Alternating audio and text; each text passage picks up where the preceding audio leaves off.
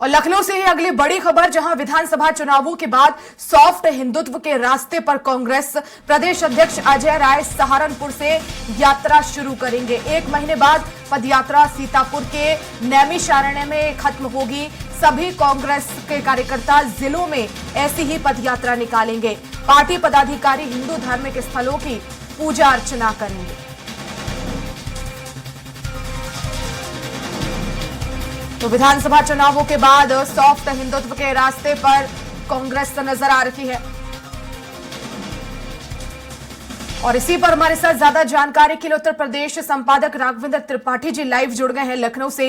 राघवेंद्र जी, लोकसभा चुनाव नजदीक है और जो पदयात्रा निकाली जा रही है, क्या इसके यही मायने निकाले जाएं कि अब कांग्रेस सॉफ्ट हिंदुत्व के रास्ते पर चल रही है?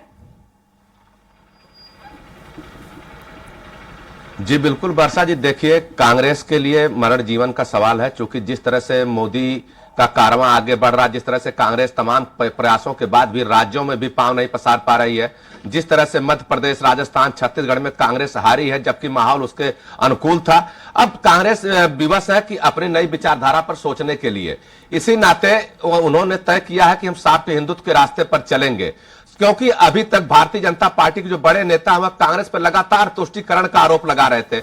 अगाहे बगाहे कांग्रेस से कुछ गलतियां ऐसी हो जाती थी, इनके सहयोगी दलों से गलतियां ऐसी हो जाती थी कि लगता था कि वाकई में कांग्रेस सनातन विरोधी है। क्योंकि सनातन के खिलाफ जो इंडी गठबंधन के लोग हैं, उन्होंने कुछ ऐसे बयानबाजी जारी कर दी जिससे साफ हो गया था 3 राज्यों में कि कांग्रेस सनातन का विरोधी है। तो उस दाग को धोने के लिए कांग्रेस लगातार प्रयास कर रही है और अब तय किया कि वो सॉफ्ट हिंदुत्व के रास्ते पर चलेगी। चूंकि सहारनपुर में शाकुंभरी देवी का मंदिर है, भारतीय जनता पार्टी का जो प्रदेश नेतृत्व है, जब भी इलेक्शन आता है तो वहां पहले दर्शन करते हैं, उसके बाद चुनाव प्रचार की शुरुआत करते हैं। तो उसी रास्ते पे अजय राय जो प्रदेश अध्यक्ष है कांग्रेस के, वो भी चलने जा रहे हैं, क्योंकि एक संदेश देना चाहते हैं कि कांग्रेस सभी जाति, सभी धर्मों को लेकर आगे बढ़ना चाहती है। हालांकि कांग्रेस ने विधानसभा चुनाव से पहले जाति जनगणना की बात की थी, वो भी मामला तूल नहीं पकड़ पाया और मोदी के गरीबी के सबसे बड़ी जात गरीबी है, इस नारे के पीछे वो भी धूमिल हो गया।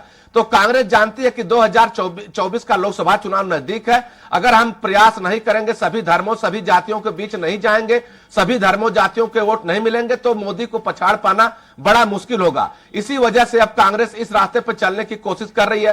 हालांकि इसके पहले कांग्रेस नेतृत्व के बड़े नेता राहुल गांधी तमाम मंदिरों में जा चुके हैं, जनेऊधारी पंडित अपने आप को कह चुके हैं, लेकिन उसका बहुत असर अब तक दिखाई नहीं पड़ा है। जिस तरह से भाजपा तुष्टीकरण को लेकर हमलावर हो जाती है कांग्रेस पे, अपने बचाव में कांग्रेस उस तरह के जवाब नहीं दे पाती कि हाँ हम भी हिंदू पार्टी के नेता हैं या हिंदुओं के हमदर्द हैं।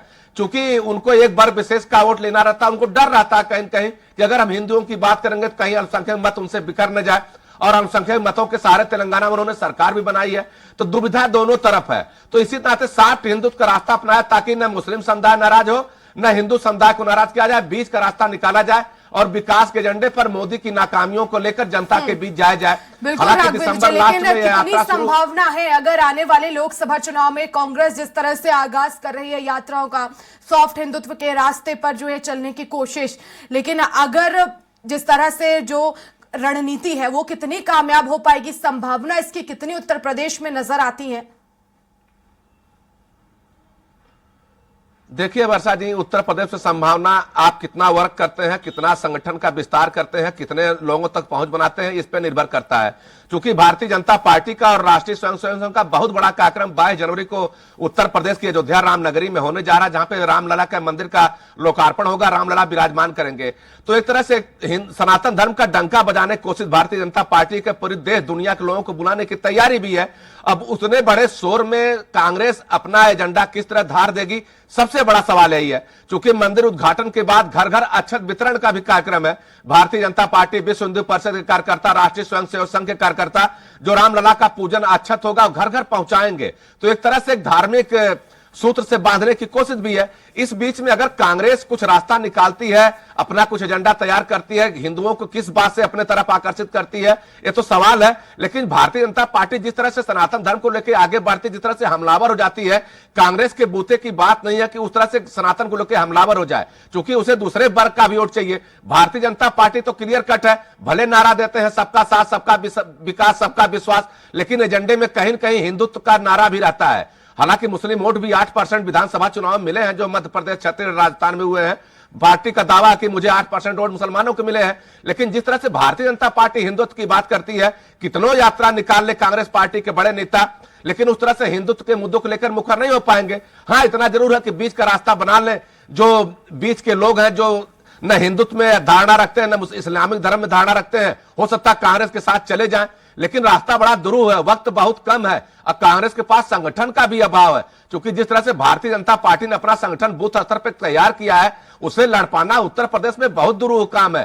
कांग्रेस को बहुत श्रम करनी पड़ेगी अगर भारतीय जनता पार्टी को उत्तर प्रदेश में रोकना है। अब देखना होगा कि अजय राय जो प्रदेश अध्यक्ष हैं, कितनी मेहनत कर पाते हैं, कांग्रेस नेतृत्व उनको कितना सपोर्ट कर पाता है, क्या जो साफ हिंदुत्व का रास्ता वह चुन रहे हैं वह आगे चल के कामयाब हो पाता है, तो वक्त बताएगा। लेकिन इतना जरूर है कि 3 चुनाव के जो परिणाम आए हैं सामने, राजस्थान, मध्य प्रदेश, छत्तीसगढ़, उससे कांग्रेस पार्टी ने जरूर सबक लिया है और साफ हिंदू रास्ते पर चलने का निर्णय लिया है, क्योंकि वह देख चुकी है कि बिना हिंदू मतों के, एक अकेले मुस्लिम मतों के सहारे मोदी को रोक पाना बड़ा मुश्किल है। बिल्कुल राघवेंद्र जी, आपने सही कहा। और ऐसे में क्योंकि लोकसभा चुनाव नजदीक है और विधानसभा चुनाव के हमने नतीजे देखे हैं, चौतरफा कांग्रेस अभी घिरी हुई है। जिस तरह से भारतीय जनता पार्टी ने अपनी तैयारी की है, अपनी रणनीति बनाई है, ना सिर्फ सॉफ्ट हिंदुत्व के रास्ते पर चलने की जरूरत, तमाम कोशिशें इस समय कांग्रेस को करनी होंगी। चेहरों पर बल देना होगा, अपनी पार्टी को मजबूत करना होगा, साथ ही साथ जो रणनीति चारों तरफ जो है कांग्रेस को घर घर तक पहुंचाए, जमीन तक पहुंचाए, लोग जो है पार्टी की पहुंच जमीनी स्तर तक अगर पहुंचती है तो कहीं ना कहीं लोकसभा चुनाव में उत्तर प्रदेश को फायदा मिल सकता है। जी बिल्कुल है, लेकिन कांग्रेस को उसके लिए बहुत तैयारी करनी पड़ेगी। जो गठबंधन के लोग हैं उनको भी सहजना पड़ेगा। अब साउथ की पार्टी से स्टालिन है, वह सीधे सनातन पे हमला कर देते हैं।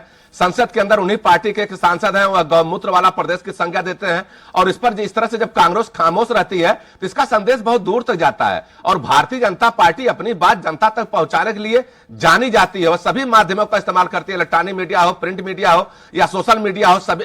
और उनके कार्यकर्ता घरों घरों जाके दस्तक देने लगते हैं, वह बताते हैं कि कौन हिंदू के खिलाफ बोल रहा है, कौन मुस्लिम तुष्टीकरण कर रहा है। तो अगर गठबंधन के नेताओं को भी सहजना होगा कि उत्तर प्रदेश है, चाहे मध्य प्रदेश है, बिहार है, झारखंड है, जो हिंदी भाषी क्षेत्र है, वहां जहां भारतीय जनता पार्टी मजबूत दिख रही है, वहां उनसे कहना पड़ेगा कि आप भारतीय जनता पार्टी पे हमला करिए, लेकिन सनातन पे हमले से बचिए। लेकिन गाहे बगाहे कोई न कोई जो गठबंधन के नेता है कुछ न कुछ ऐसा बोल देते हैं कि जो कांग्रेस महीनों मेहनत करते उस पर एक ही दिन में पानी फिर जाता है। जिस तरह से राहुल गांधी सभी को साथ लेकर भारत जोड़ो यात्रा निकाली, सभी धर्मों को जोड़ने की बात की, स्टालिन उनके गठबंधन नेता ने ऐसी बात कह दी कि 2 महीने में माहौल बदल जाता है। तो इसको बचना पड़ेगा और कांग्रेस को भी एक अपनी अवधारणा उसको सामने रखनी पड़ेगी कि हम ऐसे नहीं है कि जो मेरे ऊपर आरोप लगाया जाता है, भारतीय जनता पार्टी लगातार आरोप लगाती है कि हम तुष्टीकरण की राजनीति करते हैं, वह नेपथ्य में भी जाती है, इतिहास के पन्नों को भी कुरेद देती है। तो इससे बचना पड़ेगा और इसका काट भी ढूंढना पड़ेगा ताकि जनता में संदेश जाए कि हाँ, कांग्रेस भी हिंदू की हमदर्द है। तमाम योजनाएं ऐसी हैं जो कांग्रेस ने एक वर्ग विशेष के लिए भी चालू की थी, तो इन सबसे बचना पड़ेगा। और खासतौर से जब धार्मिक पिच पर आप खेलेंगे तो भारतीय जनता पार्टी की बैटिंग बहुत मजबूत है, उसको घेर पाना बड़ा मुश्किल है। उसके पहले आपके योद्धाओं को तैयार करना पड़ेगा जो भारतीय जनता पार्टी के सवालों का जवाब दे पाए, और आपके कार्यशैली में दिखना भी चाहिए कि आप धर्मनिरपेक्ष दल हैं और सबको साथ लेकर चलने की कुवत रखते हैं। अब देखना होगा कि यात्रा तो शुरू होने जा रही है, लेकिन इसका कितना असर पड़ता है, कितने लोग इससे जुड़ पाते हैं, एक तो वक्त बताएगा। लेकिन इसी बीच में भारतीय जनता पार्टी का भी कार्यक्रम है, 22 जनवरी को रामलला का उद्घाटन होना है। उस गगनभेदी नारे के बीच कांग्रेस की पदयात्रा कहां तक टिक पाती है, ये भी देखने वाली बात होगी। बिल्कुल, बहुत शुक्रिया राघवेंद्र जी तमाम जानकारी के लिए।